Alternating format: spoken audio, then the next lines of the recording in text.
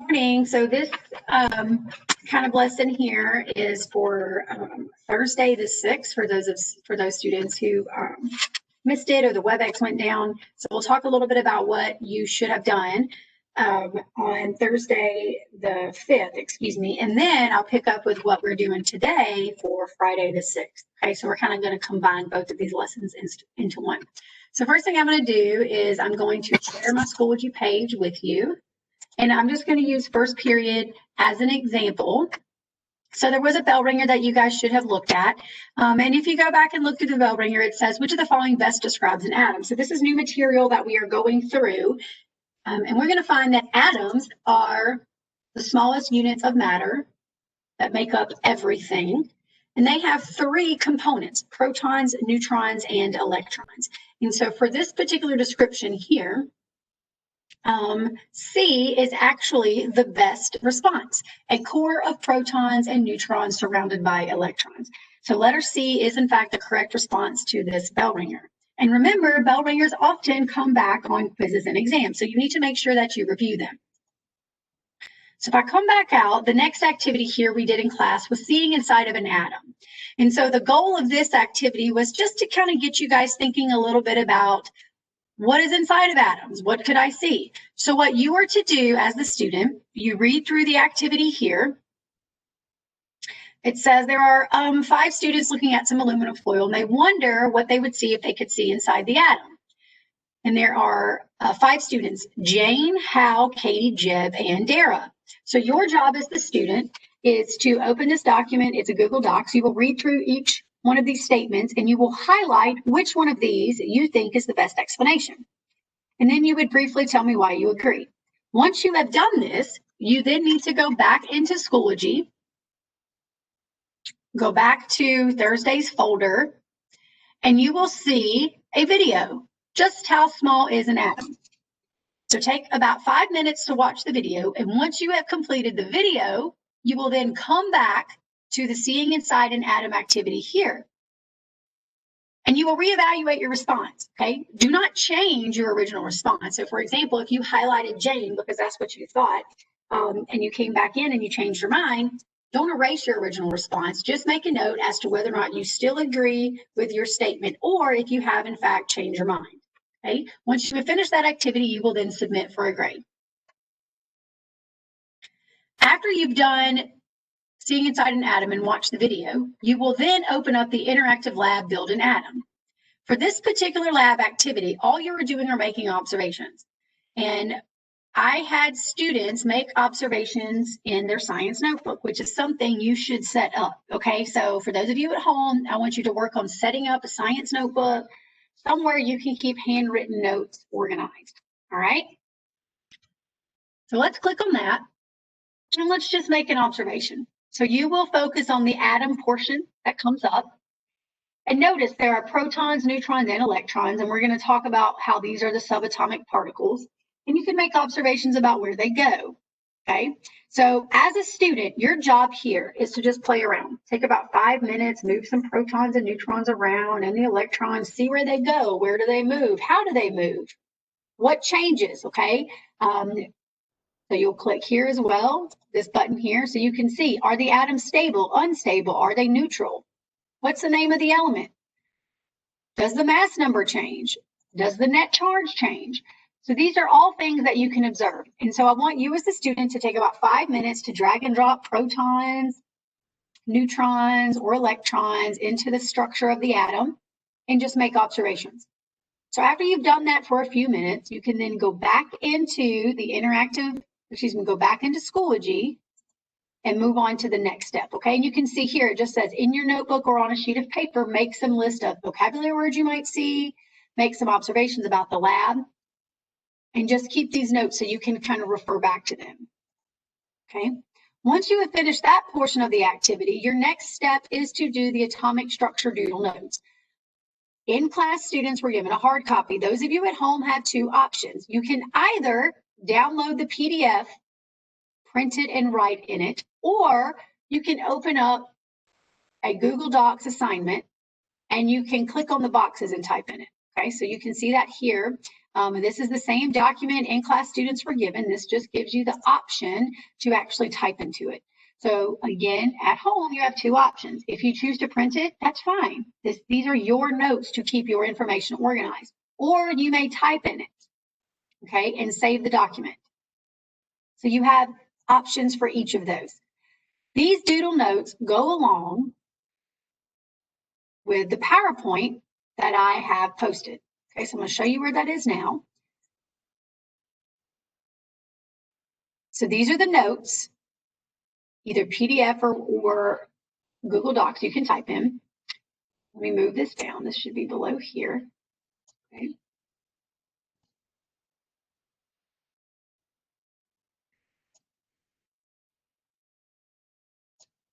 Maybe that'll work. Let's see. Okay, well, it keeps reverting back down to the bottom. That's okay. So this is the presentation that goes along with the notes. All right, so I'm going to go through this with you guys pretty quickly here, and this will wrap up the notes that I want you to have for this class. Okay, but again, you can come back in here and take a look and review anytime you want. So here we are. We're going to do this full screen now, and we're going to make an observation and take some notes. So atomic structure is what we're focusing on today. So what is an atom? Well, atoms are the basic units of matter, and they are composed of those three subatomic particles: protons, neutrons, and electrons. In general, atoms are considered to be neutral because they have the same number of protons, which are positive, and electrons, which are, in fact, negative. At this point, you guys should have watched the video that's posted in Schoology, and the video discussed the fact that these particular models that you see here, my little cursor is moving over it, is not really how atoms look. It's just kind of a visual for us to imagine, okay? But keep in mind, this isn't how they actually exist in reality. It's just an easy visual for us to observe. So let's talk a little bit about protons. And again, these notes go along with the doodle notes activity you've been provided. Protons are positively charged. They're found within the nucleus. And the number of protons determines what we call the atomic number. So the atomic number is in fact equal to the number of protons for any given atom. What about neutrons? Well, neutrons are in fact neutral, meaning they have no charge. They are also found within the nucleus of atoms. Neutrons are important because they help maintain the stability of those atoms. And if you went through the virtual lab activity, you hopefully would have observed that. In the atomic structure lab that you guys should have observed and played around with at the beginning of class. The third type of subatomic particle are called electrons. Electrons are negatively charged, and they are found in the clouds, or these kind of shells or orbitals outside the nucleus of the atom. And each of these shells can hold a different number of electrons. So the first can hold 2, the second can hold 8, and the third can hold up to 18. There's a little note down here that helps you kind of remember. We're going to come back to this in the next section of our learning, okay? But in general, we say that the first shell holds 2, the second shell holds 8, and the third can hold up to 18 electrons. Okay? So we're going to break now. There is another portion to this particular PowerPoint, but this goes along with another page of notes that we will pick up with sometime next week.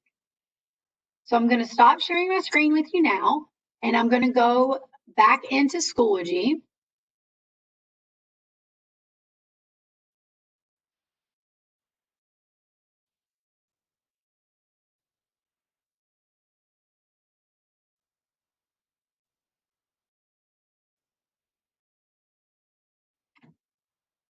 All right. So once you go back into the Thursday folder, everything you should have completed is here. The last thing that I have you guys do is an exit slip. So you are going to list the parts of an atom and their charge. And I want you guys to identify the parts, meaning what are those 3 subatomic particles? And lastly, which one of these do you think participates in chemical bonding? So for Thursday's assignments, you should have done a bell ringer, done the inside and atom activity and started that, watched your video, then revisited the activity, previewed the interactive lab, built an atom for about 5 minutes, made notes and observations, and then you should have opened your doodle notes and filled those in along with the PowerPoint presentation we just went through. So that was for Thursday the 6th. Now let's move on to Friday, today's date, and I'm going to tell you kind of what we went through today. So today is Friday, November 6th, and depending on what class you're in, I mean, your course may be different, but the setup is the same. So let's take a look at the bell ringer here. The bell ringer says, which statement best describes the part of the atom that is shown by the arrow? At this point, you should know, when you look at a structure like this is an atom. The center is the nucleus, and the outer portion represents a shell, and the particles that orbit the outside of the atomic nucleus are in fact known as electrons. At this point, everyone should be able to pick up on that. So based on that, what is the arrow indicating? Well, it's an electron, so you can eliminate C and D. So that leaves us with A and B. It's an electron, and electrons specifically have a negative charge. So the correct response for today's bell ringer is in fact A. It is an electron and it has a negative charge. So now let's move on to the next portion. Now, the next thing in Schoology says science notebook, Bohr's notes. Students that are in class with me are now keeping a science notebook. I recommend those of you at home do the same thing. Now, it doesn't have to be a formal notebook. You're not in class with me. However, you need to find a way to keep your notes organized for science class. So this right here was just an easy way for students to set up what we're going to be talking about. So we're going to look at the atomic number, the atomic mass. We're going to look at what electron clouds are, energy levels and shells. And then the last one we're going to look at is a term called orbitals. And then at the very bottom, there's a little chart that you should jot down, and we will fill in as we go through the notes, okay?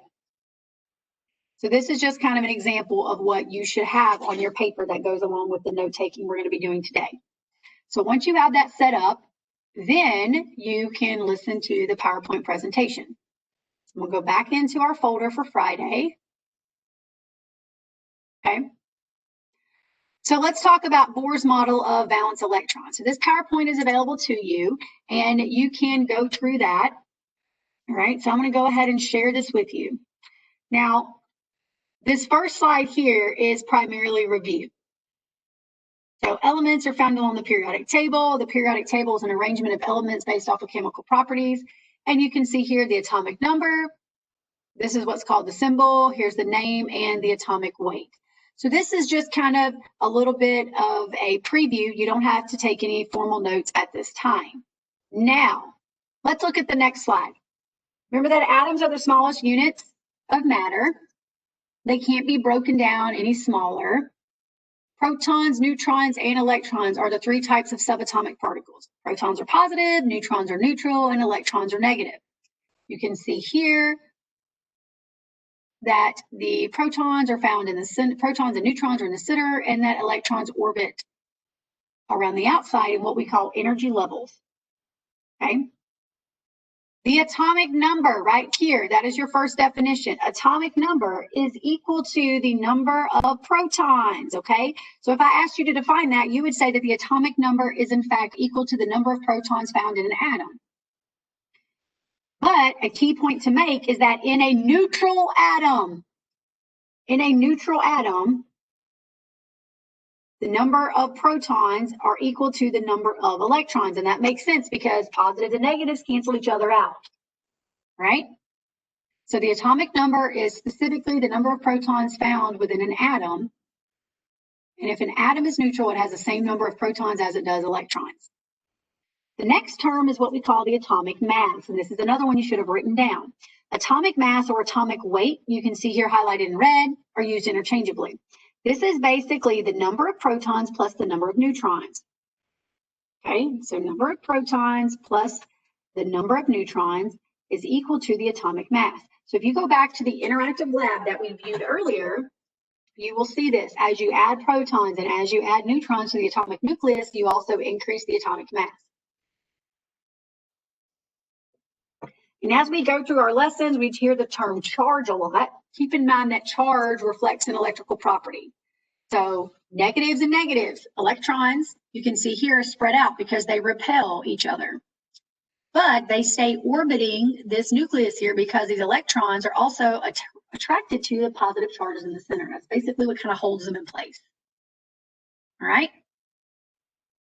These next couple of slides are just some examples. We're going to talk about this idea of the electron cloud. So you can see this kind of fuzzy, hazy thing around the atomic nucleus. So here's the nucleus here, and this is oxygen, and this is an example of carbon here. Okay. We sketch these so that we can visualize where electrons are. But in reality, in real life, in an actual atom, if we could zoom in, they don't exist in these definitive spots like this. They're actually kind of in these cloudy areas. And so you can see that represented in gray. Again, this is hydrogen, just kind of illustrating to you what that looks like. You have a positive, one proton in the center, one electron here, and here is the electron cloud surrounding the nucleus. So on your notes, when you define electron clouds, we're going to get to that in the next couple of slides. So here's a quick practice question. The element calcium has 20 protons. How many electrons does it have? See if you can answer that. Remember, in a stable atom, the number of protons is equal to the number of electrons. Another practice question. What is the atomic number of the atom in the figure below? Well, I don't see anything about atomic number, but I do see electrons. And again, this looks like a stable atom. There's no indication that it's not stable or that it's not neutral. So let's count. 1, 2 electrons here. 1, 2, 3, 4, 5, 6, 7, 8, 9. So if it is a neutral stable atom, there are 9 electrons present.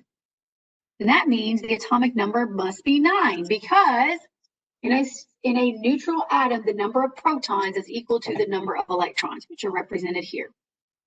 And since we counted them, there were 9, then the answer must in fact be 9. Now, what is this electron cloud I speak of? Well, again, remember that within this cloud, this is kind of the area where an electron is likely to be found. That's how you could define that. Right? So if you had planes that were flying around the airport waiting to land, they're flying in the clouds, right? If it was a cloudy day, they would just kind of keep circling. And you would know they're up there, but again, they're just circling in the clouds, kind of flying around. That's kind of how this looks. And again, keep in mind that electrons don't just stay in one spot.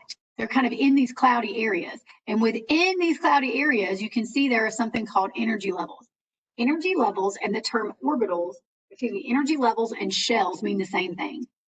First, second, third, fourth shell, okay? So within these clouds are things called energy levels. Energy levels and shells are the same thing. That is just the predictive pattern of where within the cloud the electron would be, okay? So energy levels and shells are areas within the electron cloud, and they contain orbitals. So energy levels and shells, again, mean the same thing. Within these energy levels and shells, or areas where the electron is likely to be found, there are these things called orbitals, okay? And orbitals are where electrons are found. So when we think about orbitals, the reason why we have them is because electrons stay as far away from each other as they can. So if you look at this right here, here's the atomic nucleus, here's the first shell, first energy level, second shell,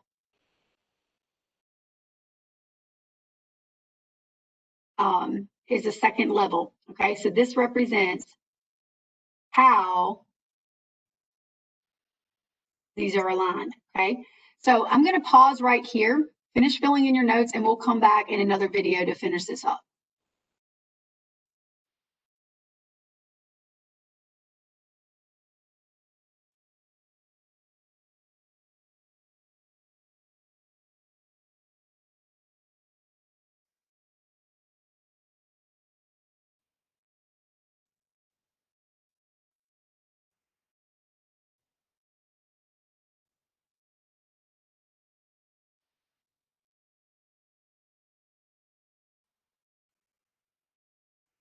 All right, so I think we should be okay to keep going. Hopefully my WebEx doesn't cut off. But here we are again. Orbitals are found within these shells, and this basically predicts where these electrons are going to be found. All right. So let's move on to the next slide. And this is where you're going to fill in the chart at the bottom. So the first shell has one orbital and it holds a maximum of 2 electrons. All right? One orbital and holds a maximum of 2 electrons. And you can see that here. The second shell has 4 orbitals with 2 electrons, which means it holds a total of 8. So the second shell, 4 orbitals, and holds a maximum of 8 electrons. The further away electrons are from the nucleus, the more energy they have. Okay, so these electrons on the outside of this neon atom are going to have more energy. Okay, the ones on the inside will have less energy because they're more attracted to the positive charges. The third shell has 9 orbitals and can hold up to 18 electrons. I pointed out to the students in class that this is sometimes odd because depending on which shell, which orbital in the third shell gets filled will determine where the electrons go. So the third shell is a little tricky. I just want you guys to be aware of that. There are 9 orbitals in the third shell and they can hold up to 18 electrons. However, they fill in different orders because of the way the shells behave. But this is something we usually hold off for until upper level chemistry. All right. So I'm going to stop sharing my screen now and I'm going to come back to you guys.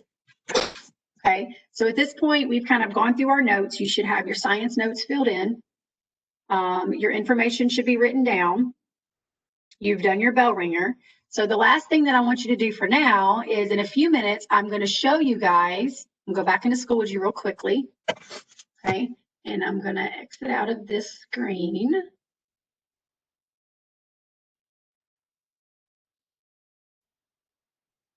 Okay. I'm going to go back into the folder. And what I want you to look at next is there is a video. So there's a video here that you guys are going to watch and then an exit slip that you can respond to. Okay. It says, how did atomic theory change over time? Now, the next step is for you to actually sketch these Bohr models. And I'm going to show you guys an example of how that is done. Okay, so what I'm going to do now is I'm going to come back to my video, stop sharing my screen, and I'm going to come back to the video here. And on my little board here, I'm going to sketch a Bohr model. It looks like you guys can kind of see that. So in a Bohr model, you represent the number of,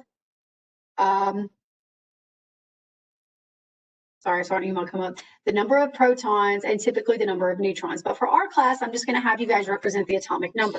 So let's start with hydrogen. So hydrogen has an atomic number of 1. So you'll say atomic number of 1. So when you get ready to sketch this, this is kind of how I want it to look for you guys. So you're always going to start out with the atomic nucleus here. And in that, you're going to put the symbol. The symbol is hydrogen. Okay, and the atomic number is 1, so you can write that there. Then the next thing you're going to do is sketch where the electron will be found. Well, if it has an atomic number of 1, then that means it has, in fact, 1 electron. Let's draw the shell here, and then you place your electron, okay, which will go right here. So again, this is our Bohr model for hydrogen. This is the nucleus. Here's our symbol. We represent that it has 1 proton. And then we show the electron in the appropriate shell. So that would be the representation for hydrogen. All right. So now that we've done hydrogen, let's do helium that has an atomic number of 2. Okay. Helium has an atomic number of 2. All right. So now let's sketch that. So here's my nucleus. Helium is He. All right. And it has an atomic number of 2. So we're going to put that here. Now we need to draw our next shell. Here's our shell, and I'm trying to make it big so you guys maybe can see a little bit better. And we need to show where our 2 electrons will be found. We can put an electron here, electron number 1, and electron number 2. Notice that I kind of purposely separate them because I think it makes it easier for you guys to see how far apart they are. Okay, so this is helium. We have our atomic symbol here, atomic number there, and we are representing our 2 electrons. Okay, so first orbital, there's 1 orbital here. So, not first orbital. This is your shell. Okay, so this is a shell. And within that shell, we have an orbital, and that's where the electrons are found. Okay, so here's an orbital here, basically, and you can think of this as an orbital here, and this holds a maximum of 2. So the first energy level has 1 orbital that has a maximum of 2 electrons. Okay, good. So we're going to do one more example. And I'm going to do carbon for you guys. Okay. So carbon has an atomic number of 6. Okay. So let's do that. Here is my nucleus, represented with C, atomic number of 6. So if you think about it, let's start with 1 shell. And if we need to draw a second one, we will. Here's our first shell. I told you the first shell holds a maximum of 2. We'll put 2 electrons here. All right. We have a total of 6. We've already accounted for 2. Now we need 4 more. So we're going to have to make 1 more orbital. So here's our next orbital here. All right. Now, when we look at this, we still have 4 electrons to account for. So the second shell, second energy level, has 4 orbitals, which can hold a maximum of 8. So let's go ahead and sketch those now. 1, 2, 3, and 4. Remember, I spaced these out because in theory, electrons are going to try to be as far away from each other as they can. But if you want to count your electrons to make sure they're all there, 1, 2, 3, 4, 5, 6. So again, that's my first shell, and that's my second shell. Okay, remember these shells or energy levels are found kind of in that electron cloud, but we draw them like this so we can account for our electrons and kind of visualize where they are found. All right. So for you need to practice doing lithium, which has an atomic number of 3, and you need to practice doing beryllium, which has an atomic number of 4. Okay. So you need to practice doing that on your own. I've already gone through some examples, so you should practice those too. You need to do lithium, which is Li, atomic number of 3. And then you need to do, so this is your first one that you need to do. Let me pull my tape down. I'll have to move that off later. So this is your first one. Your second example is beryllium. Okay, which is abbreviated with Be is your symbol. That's lithium there. And beryllium has atomic number of 4. Okay, so again, this is your kind of practice work that you need to do. Okay, lithium, symbol's Li, atomic number 3. Beryllium, symbol is Be, and the atomic number is in fact 4. So these are the 2 examples that you should be able to do on your own. All right. So now I'm going to cover my camera up, and I'm going to go back to Schoology and make sure that you guys have everything done that you need to do. So when you're in Schoology, make sure you have your bell ringer, you've done your notebook, you've filled in the notes we just discussed, you've watched your video, which is about 4 to 5 minutes, responded to your exit slip, and you need to make sure that you do the 2 examples that I've left for you on the board, which is lithium, atomic number of 3, and beryllium, atomic number of 4. All right, so that's it for today. I'm going to stop sharing my screen here. That's it for Thursdays, the 5th, and Friday, the 6th lesson. Have a great weekend. I'll see you guys in class.